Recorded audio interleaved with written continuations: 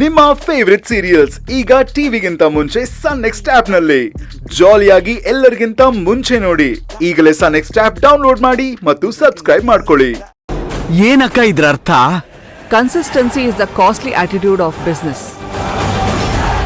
ನಮ್ಮಂತ criminal mind ಇರೋ business ಮೆನ್ಗಳು ಈ ತರ ಕನ್ಸಿಸ್ಟೆನ್ಸಿನ ಮೇಂಟೈನ್ ಮಾಡೋದು ತುಂಬಾ ಮುಖ್ಯ. ಓಂಕಾರ್,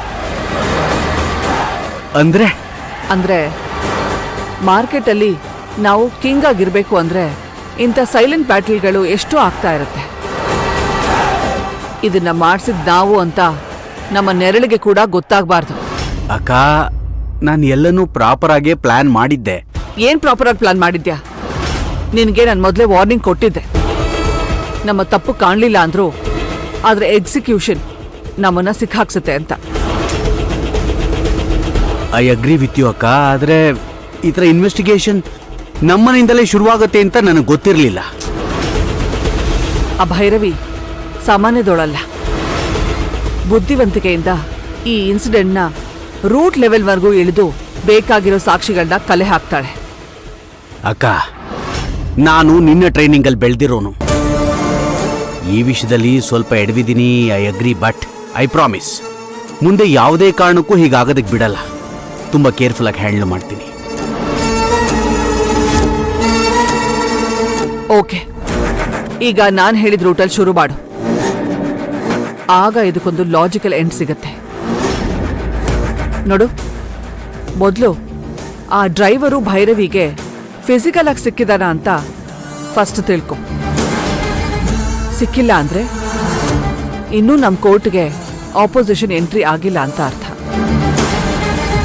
ಒಂದು ವೇಳೆ ಅವನ್ ಸಿಕ್ಕಿ ಬಾಯ್ ಬಿಟ್ಟಿದ್ದಾನೆ ಅಂತ ಅಂದ್ರೆ ಆಪೋಸಿಷನ್ ಆಲ್ರೆಡಿ ನಮ್ಮ ಕೋರ್ಟ್ಗೆ ಬಂದು ನಮ್ಮ ಕಾಲೆಳೆದು ನಮ್ಮನ್ನ ಬೀಳ್ಸೋದಕ್ಕೆ ಯೋಚನೆ ಮಾಡ್ತಾ ಇದ್ದಾನೆ ಅಂತ ಅರ್ಥ.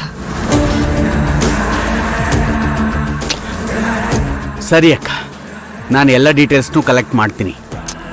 ಡೀಟೇಲ್ಸ್ ತಗೊಳ್ಳೋದು ಮಾತ್ರ ಅಲ್ಲ, ಭೈರವಿ ಅವನ್ನ ಮೀಟ್ ಮಾಡಿದಾಳ ಇಲ್ವಾ ಅದನ್ನ ತಿಳ್ಕೊ.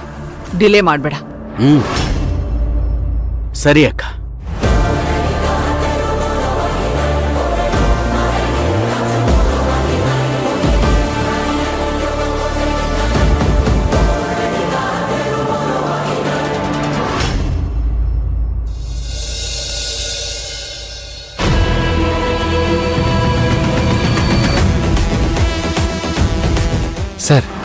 ಸರ್ ನಮಸ್ತೆ. ಏನು ಹೇಳಿ ಸರ್, ಈ ಫೋಟೋದಲ್ಲಿರೋ ಕಾಳಿಯವ್ರ ಮನೆ ಎಲ್ಲಿ ಅಂತ ಗೊತ್ತಾ? ಇವ್ರ ಮನೆನಾ? ಸ್ಟ್ರೈಟ್ ಹೋಗಿ ಲೆಫ್ಟ್ ತಗೊಳ್ಳಿ. ಹೌದಾ sir? Thank you sir. Okay sir.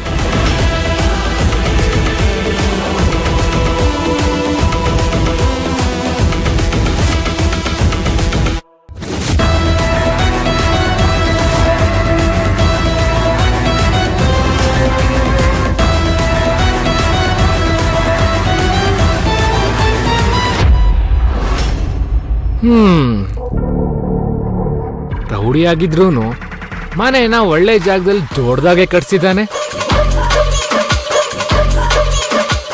Excuse me, ಮನೇಲಿ ಯಾರಿದ್ದೀರಿ?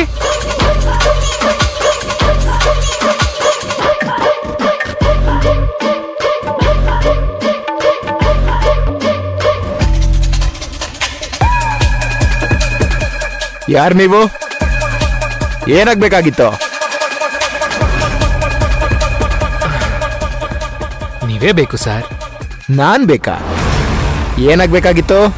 ನೀವ್ಯಾಕೆ ಬೇಕು ಅಂದ್ರೆ, ಸ್ವಲ್ಪ ವರ್ಷಗಳ ಹಿಂದೆ ದೇವ್ರ ಮನೆ ಎಸ್ಟೇಟ್ ಹತ್ರ ಇರೋ ಘಾಟ್ ಸೆಕ್ಷನ್ ಅಲ್ಲಿ ಲಾರಿನ ಜೋರಾಗಿ ಓಡಿಸ್ಕೊಬಂದು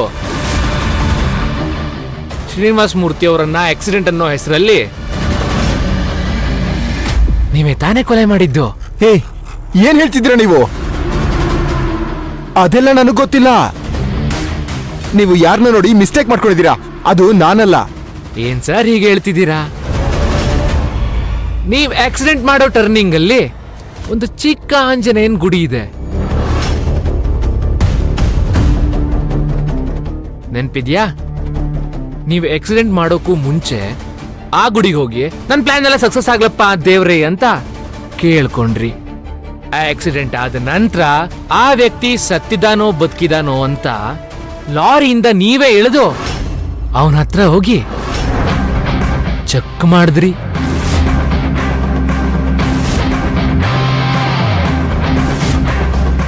ಈ ಎಲ್ಲಾ ವಿಷಯ ನನಗೆ ಗೊತ್ತಿದೆ ಸರ್. ಲೇ ಯಾರೋ ನೀನು?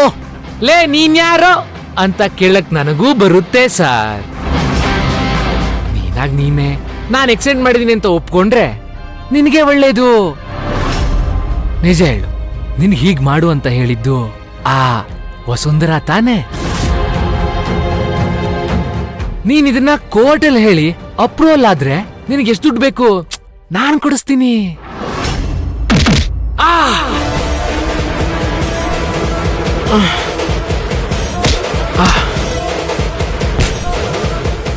ನೀನ್ ಇನ್ವೆಸ್ಟಿಗೇಷನ್ ಮಾಡಕ್ ಬಂದಾಗ ನಾವು ಒಪ್ಕೊಬೇಕಾ?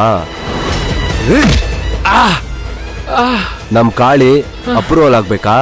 ಏನ್ ಪೊಲೀಸ್ ಆಫೀಸರ ನೀನು? ಈ ಜಾಗಕ್ಕೆ ನಿನ್ನನ್ನು ಯಾರು ಕಳಿಸ್ತೋರು ಅಂತ ನನ್ಗೆ ಗೊತ್ತೋ. ಏ ಕಾಳಿ, ಇವನನ್ನ ಕರ್ಕೊಂಡೋಗಿ ಕಟ್ಟಾಕೋ. ಬಿಡಣ್ಣ.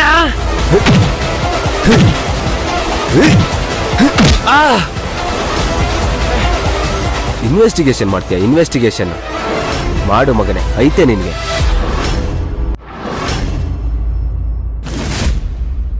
ನೋಡಿ ಶಾನಿ, ವಿಷಯ ಇಷ್ಟೇ. ನಿನ್ಗೂ ವಿರಾಟ್ ಬೇಕು ಅನ್ನೋದು ನನಗೂ ಗೊತ್ತು. ಹಾಗೆ ನನಗೂ ಅಥರ್ವ ಬೇಕು ಅನ್ನೋದು ನಿನಗೂ ಗೊತ್ತು. ನಾವಿಬ್ರು ಕೈ ಜೋಡಿಸಿದ್ರೆ ಆ ಭೈರವಿ ಮತ್ತೆ ಭವಾನಿನ ಈ ಮನೆಯಿಂದ ಆರಾಮಾಗಿ ಆಚೆ ಓಡಿಸ್ಬೋದು. ಏನಂತ್ಯಾ? ಅಪೇಕ್ಷಾ, ನನ್ಗೆ ವಿರಾಟ್ ಬೇಕು ಅಂತ ನಿನಗ್ಯಾರು ಹೇಳಿದ್ದು? ಯಾರ್ಯಾಕೆ ಹೇಳ್ಬೇಕು? ನಿನ್ ಮನ್ಸಲ್ಲೂ ಇದೇ ತಾನೇ ಇರೋದು. ಅಷ್ಟಕ್ಕೂ ನಿನ್ನ ಮತ್ತೆ ವಿರಾಟ್ ನಿಶ್ಚಿತಾರ್ಥ ನಡಿಬೇಕಿತ್ತಲ್ವಾ? ಆದ್ರೆ ಆ ಭೈರವಿ ಬಂದು ನಿನ್ ಕನ್ಸೆಲ್ಲ ಮಣ್ಪಾಲ್ ಮಾಡ್ಬಿಟ್ಲಲ್ವಾ? ತಾಳಿ ಕಟ್ಟೋ ಟೈಮಲ್ಲೂ ವಿರಾಟ್ ನಿನಗ್ ಸಿಗ್ಬೇಕು ಅಂತ ಕಾಯ್ತಾ ಇದ್ದೆ ಅಲ್ವಾ ನೀನು?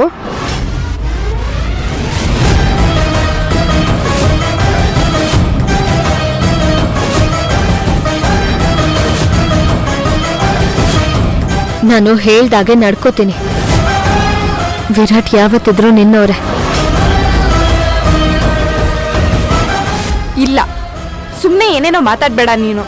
ಯೋಚನೆ ಮಾಡು, ನಾವಿಬ್ರು ಈ ಮನೆ ಸೊಸೆ ಆಗೋದು ನಿನ್ ಕೈಯಲ್ಲಿದೆ. ನಿನ್ಗೆ ವಿರಾಟು, ನನಗೆ ಅಥರ್ವ. ಅಪೇಕ್ಷಾ, ನೀನಿನ್ನು ಮನೆಗೆ ಹೋಗಿಲ್ವಾ? ಇಲ್ಲೇನ್ ಮಾಡ್ತಿದ್ಯಾ? ಏನಿಲ್ಲ ಆಂಟಿ, ಇಶಾನಿ ಹತ್ರ ಮಾತಾಡಿ ತುಂಬಾ ದಿವಸ ಆಗಿತ್ತಲ್ವಾ, ಅದಕ್ಕೆ ಸುಮ್ಮನೆ ಮಾತಾಡ್ಸ್ಕೊಂಡು ಹೋಗೋಣ ಅಂತ ಬಂದೆ ಅಷ್ಟೆ. ಸರಿ ಆಂಟಿ, ನಾನಿನ್ ಬರ್ತೀನಿ. ಸಾರಿ ಅಪೇಕ್ಷಾ, ಭೈರವಿ ಮಾತಿಗೆ ಬೇಜಾರ್ ಮಾಡ್ಕೋಬೇಡ.